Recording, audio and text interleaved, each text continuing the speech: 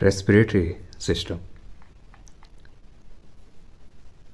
In this video we will discuss about the process of breathing.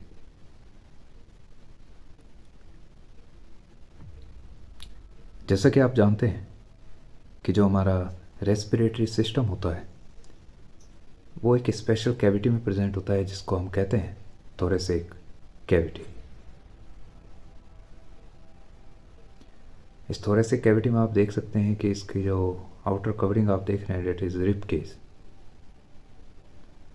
और नीचे की तरफ आप एक डोम शेप स्ट्रक्चर देख रहे हैं जिसको कहते हैं डायफ्राम।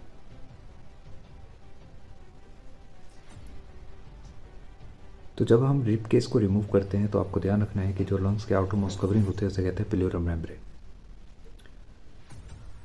हमारा जो राइट लंग्स है that is divided into 3 lobes, right superior, right middle and right inferior, और ये साइज में लार्ज होता है। इसी तरीके से जो हमारे लेफ्ट लंग्स होते हैं वो साइज में स्मॉल होते हैं क्योंकि that is divided into 2 lobes, left superior and left inferior. Right और left lungs are associated with each other by the help of special structure that is called bronchi. और आप ब्रोंकी का जो upper part देख रहे हैं that is called trachea, that is a tube like structure जिसे हम विंड पाइप भी कहते हैं। अभी जो ट्रैकिया है इसमें आप देख सकते हैं कि जो कार्टिलेज है सी शेप है, इसको हम कहते हैं रिंग्स ऑफ कार्टिलेज, जो हमारे विंड पाइप या ट्रैकिया जो मस्क्यूलर है उसकी कोलैप्सिंग को रोकता है। ठीक है, अब ये ट्रैकिया ओपन होता है किसमें, फेरिंग्स में, and pharynx open into nostrils. Nostrils वो जगह है जहाँ से हम ऑक्सीजन को इनहेल करते हैं। अब यहाँ से जो ऑक्सीजन है जब वो नोस्ट्रिल्स के थ्रू इनटेक की जाती है, इनहेल की जाती है, that is carried out by pharynx and pharynx associated with trachea. तो ट्रैकिया से फाइनली ये कहाँ पर पहुँचते हैं, ब्रोंकी में, जहाँ से ब्रोंकी के थ्रू इनको ट्रांसफ़र कर दिया जाता है लंग्स के अंदर। अब हम लंग्स के अंदर चलते हैं। तो जब हम लंग्स के अंदर जाएंगे तो आप देख सकते हैं कि यहाँ पे कई सारी ब्रांचेस आप देख रहे हैं जिनके अंदर ऑक्सीजन मॉलिक्यूल कैरी हो रहे हैं। तो जो ऑक्सीजन मॉलिक्यूल्स हैं ये जिस पार्ट में कैरी किए जाने हैं उसको हम कहते हैं ब्रोंक्यूल्स। अब ये ब्रोंक्यूल्स में जो ऑक्सीजन है ये ट्रांसफ़र कर दी जाती है किसमें, एल्वियोलस में।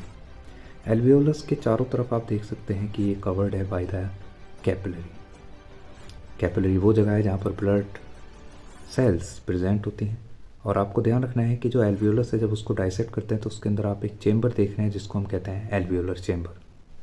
इस एल्वियोलर चेंबर में एक पोर आप देख रहे हैं जहाँ से ऑक्सीजन एल्वियोलर चेंबर में रिलीज़ की जा रही है।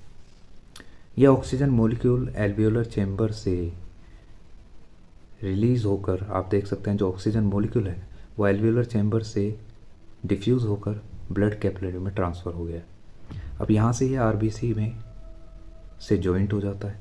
तो आरबीसी जब ऑक्सीजन रिसीव करती है तो आप देख सकते हैं जो आरबीसी का कलर है ये पर्पल ब्लूइश है जो कन्वर्ट हो जाएगा किसमें, रेड कलर में। इस प्रोसेस को कहते हैं ऑक्सीजनेशन, जिस दौरान आरबीसी का कलर क्या हो जाता है, रेड हो जाता है।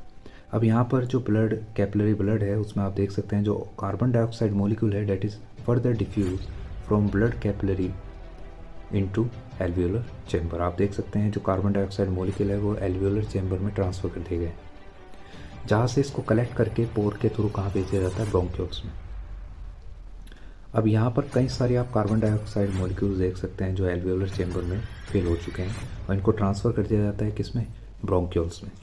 यहाँ से कार्बन डाइऑक्साइड मॉलिक्यूल्स जो होते हैं वो ब्रोंक्यूल से ट्रांसफ़र कर दिए जाते हैं किसके अंदर, नेक्स्ट पार्ट होगा हमारा ब्रोंकी। तो आप देख सकते हैं जो ब्रोंक्यूल्स हैं ओपन इनटू ब्रोंकी, और ब्रोंकी से इसको ट्रांसफ़र कर दिया जाता है किसमें, ट्रैकिया में, एंड ट्रैकिया से फेरिंग्स, फेरिंग्स से देन नोस्ट्रिल। तो इस तरीके से जो कार्बन डाइऑक्साइड है वो रिलीज़ कर दिया जाता है इनटू एटमॉस्फेयर।